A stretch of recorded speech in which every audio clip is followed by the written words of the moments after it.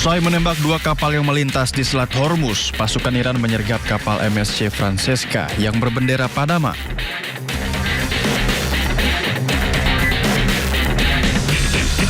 Sejumlah personel bertopeng Korps Garda Revolusi Iran langsung menyisir area dek kapal. Sementara satu kapal lainnya adalah Epaminondas yang berbendera Liberia. Menurut Korps Garda Revolusi Iran, dua kapal tersebut mencoba keluar secara diam-diam dari wilayah yang diblokade Iran.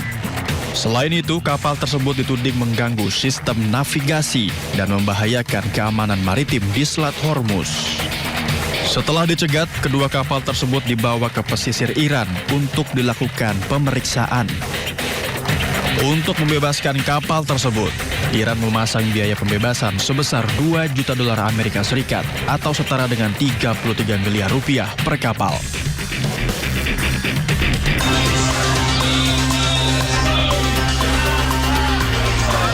Warga Iran meramaikan jalanan untuk melihat rudal-rudal balistik militer Iran yang dipamerkan di pusat kota Teheran, Iran. Tindakan militer Iran ini seakan menjadi pesan visual bagi lawan akan kelengkapan alutsista yang masih dimiliki Iran dan penegasan bahwa Iran tidak takut menghadapi serangan Israel dan Amerika Serikat berikutnya. Rudal yang dipamerkan diantaranya rudal balistik Ghat al-Khorramshahr 4 yang merupakan rudal unggulan militer Iran.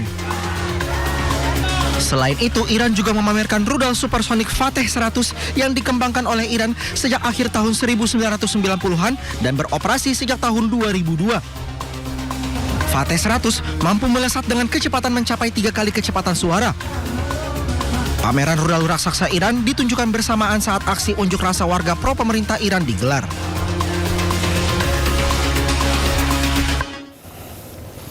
Malam ini kita bicara tentang nyali di Teluk Persia saat Washington yang sibuk mengklaim gencatan senjata sepihak.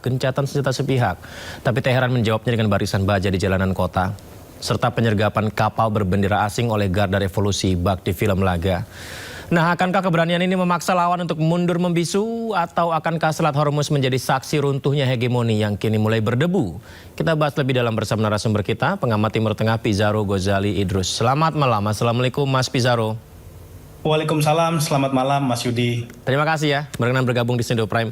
Jadi Mas Pizarro, maksud dari dipamerkannya rudal alutsista di jalanan di Iran dan dirayakan oleh warga Iran itu tujuannya apa?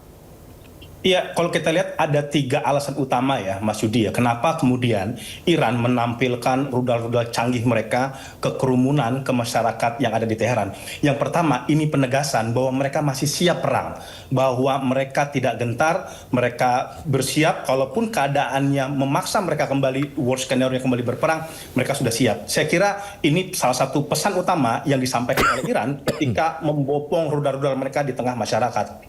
Yang kedua ialah kita bisa melihat ya, ini pesan Mas Yudi dari penampilan rudal yang canggih ini ialah ini pesan kepada Amerika Serikat bahwa pemerintah Iran, militer Iran itu solid, tidak terpecah. Karena kita mengetahui Donald Trump beberapa waktu terakhir dia melihat bahwa pemerintahan Iran itu terpecah ya, ada fracture yang terjadi di internal pemerintah Iran yang kemudian itu dilegitimasi oleh Trump bahwa kekuatan militer Iran tidak seperti dulu, mereka sudah lemah dan bahkan mereka juga tidak memiliki tali komando yang sangat kuat gitu. Tetapi dengan kemudian dihadapkannya beberapa peralatan-peralatan canggih milik Iran, ini pesan bahwa kami tidak seperti disampaikan oleh Trump, kami tidak seperti digambarkan Amerika Serikat, kami solid di dalam satu komando di bawah Mujtaba Khomeini. Yang ketiga, kalau kita lihat ya bahwa Iran masih punya amunisi, Mas Yudi, ya, karena ini laporan dari militer Amerika Serikat saja mengatakan Iran itu 70% rudal itu masih mereka bisa kendalikan. Padahal kita melihat bahwa Donald Trump, kemudian Pete Hegseth seringkali mengatakan bahwa Iran tidak lagi memiliki kapasitas militer yang memadai, bahwa mereka sudah terpukul dari serangan yang dilakukan 40 hari oleh Amerika Serikat. Tetapi rudal yang diarak ke Teheran ini memberikan pesan bahwa kami masih punya stok-stok cadangan rudal dan kami siap melakukan pertarungan kembali dengan Amerika Serikat. Saya kira ada 3 poin utama itu, Mas Yudi, yang disampaikan Iran ketika mereka memapangkan ya beberapa alutsista canggih mereka. Kalau begitu kan mereka juga tidak hadir ya di negosiasi Pakistan 2.0 kemarin ya.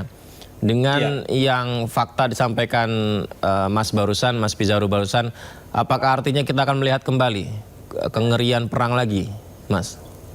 Pertama, kalau kita lihat ya sekarang masing-masing pihak sebenarnya masih menahan diri. untuk melakukan eskalasi konflik secara besar ya. Ada memang beberapa problem di lapangan seperti kapal Iran yang disita, kemudian nanti ada 2 kapal tanker yang terkait dengan Israel itu juga disita, tetapi kita belum lihat eskalasi ini begitu sangat besar. Tetapi jangan lupa Mas Yudi, Iran itu mengatakan bahwa pengunduran gencatan senjata delay oleh Trump itu hanya upaya buying time, mengulur waktu untuk kemudian dia reloading kapasitas militernya, reload kapasitas rudal udaranya hingga suatu ketika terjadi perang, itu Amerika Serikat bisa menyalakan serangan kembali kepada wilayah Iran. Saya kira Iran sekarang tidak bodoh. Dia memahami betul bagaimana ucapan Trump yang tidak bisa dipegang, kadang berubah A, B, C itu. Bukan tidak mungkin ada satu titik bahwa Amerika Serikat bisa saja menyerang kembali. Apalagi kalau kita lihat sekarang Amerika Serikat berupaya untuk memburu kapal-kapal Iran sampai Selat Malaka. Saya kira Iran ketika kemudian konstelasi ini begitu besar, negosiasi kemudian buntu dan mediasi oleh Pakistan gagal, bukan tidak mungkin ini eskalasi bisa kembali terjadi, Mas Yudi. Tinggal kemudian apakah eskalasi ini dalam skala yang kecil, skala menengah, atau skala besar. Tetapi jangan lupa Mas Yudi bahwa Pentagon sekarang sudah meminta 30 miliar US dollar itu dicairkan dari anggaran 2027 untuk kembali memperkuat alutsista khususnya rudal-rudal mereka. Itu belum disetujui itu ya Mas ya? Ya, memang belum disetujui ya, tetapi ini Pentagon sudah meminta agar itu dicairkan lebih cepat. Ini kan dana 2027 itu kan 1,5 triliun US dollar, itu kan anggaran 2027. Tetapi kita mengetahui, kalau kita sekarang kan serangan-serangan udara dari Amerika Serikat kita lihat itu tidak lagi sekarang kuat, tidak lagi intens. Kenapa? Karena cadangan rudal Patriot mereka, THWED mereka itu sudah habis. Ya, seperti itu. Makanya untuk kembali mereload, untuk kembali mengisi amunisi mereka meminta 30 miliar anggaran militer untuk sistem pertahanan udara itu kemudian dicairkan segera. Artinya ini Amerika Serikat juga dalam masa-masa menjaga kaki gitu. Kalau jika suatu ketika terjadi peperangan, itu kemudian mereka bisa melakukan kembali serangan kepada Iran. Mas Pizarro, reload ini kan juga termasuk melihat titik mana mereka bisa menyerang ke Iran kembali ya. Karena kan Iran sudah menghancurkan beberapa pangkalan militer Amerika di negara Teluk begitu. Masih adakah titik pangkalan militer Amerika untuk melancarkan serangan? Iya, memang kalau kita lihat sekarang beberapa pangkalan Amerika Serikat itu berhasil dihancurkan oleh Iran, tetapi tidak betul-betul lumpuh, Mas Yudi. Masih ada beberapa yang masih bisa dimanfaatkan. Atau mereka kemudian melakukan serangan dari jarak jauh dari beberapa negara, ataupun dari beberapa negara-negara Teluk yang masih punya hubungan kuat dengan mereka, seperti Uni Emirat Arab, ataupun Bahrain, atau serangan dari Teluk Oman yang sekarang diblokade oleh, yang sedang diblokade oleh navalnya Amerika Serikat. Saya kira itu ada beberapa opsi-opsi itu yang bisa dimaksimalkan oleh Amerika Serikat untuk melakukan serangan kepada Iran. Problematikanya, ini kalau ini dilakukan oleh Trump, ini menurut saya sama juga dengan bunuh diri militer. Karena Donald Trump akan semakin sulit dia exit strategi, keluar dari perang panjang yang selama dia hindari, karena Iran itu pasti tidak akan menyerah. Mau Pulau Kak sampai dikuasai kek, sampai kemudian Pulau Selat Hormuz diserang kek, kalau kita lihat ketika dia berperang dengan Irak 8 tahun, itu mereka siap. Apalagi sekarang baru 40 hari nih Mas Yudi, ya, gitu. Dan dulu dalam perang Iran lawan Irak, mereka nggak punya reaktor nuklir yang sangat kuat, mereka nggak punya cadangan uranium yang sudah diperkaya, mereka nggak punya rudal balistik gitu. Artinya kemampuan militer mereka sudah berkali-kali lipat lebih bagus ketimbang yang terjadi ada dalam perang-perang sebelumnya. Maka saya kira Iran di sini tidak akan pernah menyerah. Bahkan jika ingin diperpanjang, itu malah yang diuntungkan itu Iran, karena Iran bisa menghabisi ongkos ekonomi Amerika Serikat, bisa menghabisi ongkos militer Amerika Serikat, dan menghabisi ongkos politiknya Donald Trump yang hanya beberapa bulan, Mas Yudi, kita mau tahu akan masuk kepada midterm election. Mas Pizarro, dengan kondisi Amerika Serikat yang seperti tadi kita sudah ulas, internal di dalam negeri mereka sendiri seperti apa, Mas? Apakah pencairan dana yang diminta tadi juga akan segera dicairkan, itu putusan mutlak? Kemudian apakah ini akan didukung oleh parlemen? Karena mengingat banyak warga juga yang sebenarnya tidak sepaham dengan rencana Amerika ini, Mas Pizarro.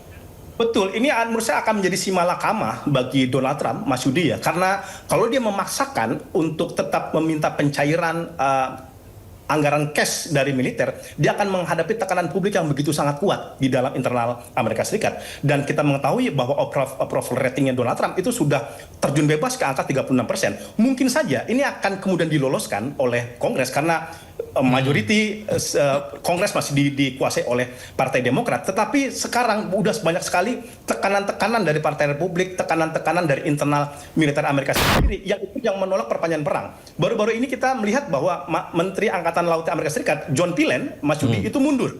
Ya, ini mengalami informasi di belakang layar terjadi konfrontasi dia dengan Peter Hegseth, yang Peter Hegseth meminta dia kemudian harus terlibat banyak upaya penyerangan kepada laut Iran, kemudian kepada kapal-kapal Iran. Tetapi John Pillen itu kemudian mempertimbangkan ulang, karena ini menurut mereka ini bentuk bunuh diri jika mereka melakukan serangan membabi buta kepada Iran, dan kemudian Iran pasti akan dengan mudah melakukan serangan kepada kapal-kapal tanker.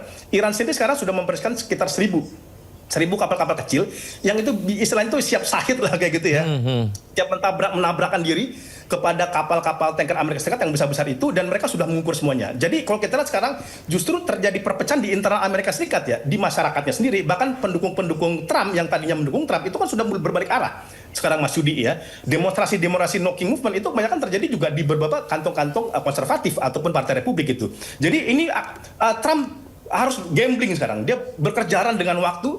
Ya, jika perang ini tidak bisa segera dimenangkan oleh dia kemudian akan turun kredibilitasnya dan juga berpengaruh kepada pemilu nanti akhir 2026 di November, dan akan membuat pergeseran transformasi politik dari tadi kemudian mereka menguasai Kongres. Bukan tidak mungkin jika perang ini berlangsung dan kalau kemudian banyak tentara yang tewas, itu justru membuat Partai Republik terjun bebas di Kongres nanti. Menarik ya. Izin saya batuk dulu sebentar.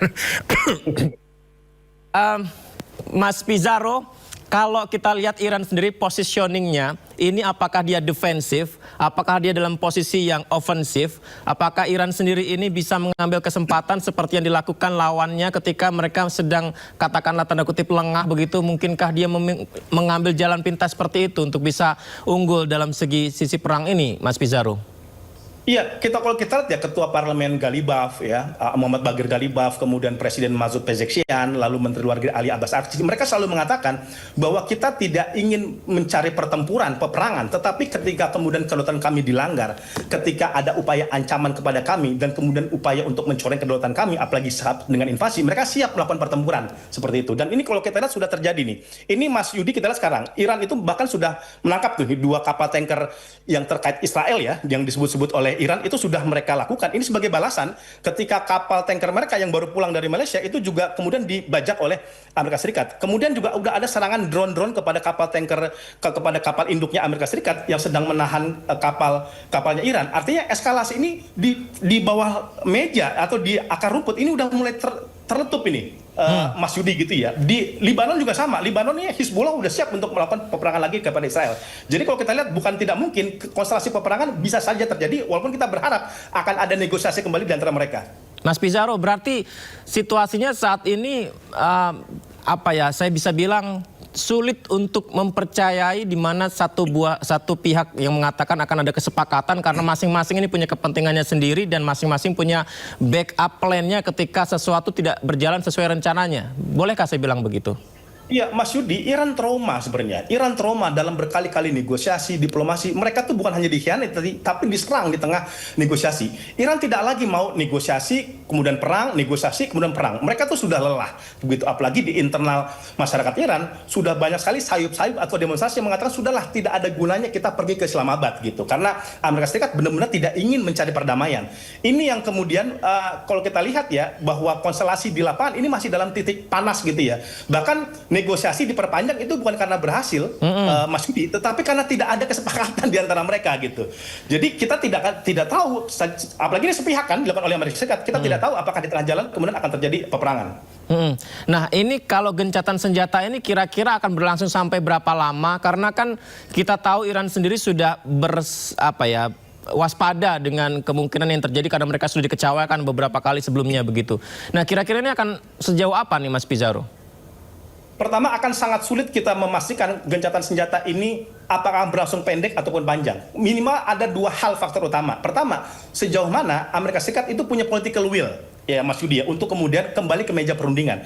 Masalahnya, ini walaupun tim negosiatornya Amerika Serikat itu mau perunding, tetapi Donald Trump suka sekali membuat klaim-klaim yang bikin Iran marah. Misalkan ketika G-Defense mau berangkat, tiba-tiba Trump mengatakan Iran itu sudah kalah, sudah menyerah. Ini kan membuat distrust kepada Iran, dan kemudian mereka tidak berharap bahwa gencatan senjata ini diperpanjang betul-betul memang ingin mencari perdamaian. Seperti kata Galibaf, ini diperpanjang hanya untuk reload senjata saja, yang di tengah jalan bukan tidak mungkin akan terjadi peperangan seperti itu. Kedua, sejauh mana konsistensi iman Pakistan nih, iman diplomasinya gitu. Apakah dia tetap tough, tetap kuat gitu ya? Karena ini pertaruhan juga bagi Pakistan. Kalau gagal itu dia juga bisa kemakan nanti.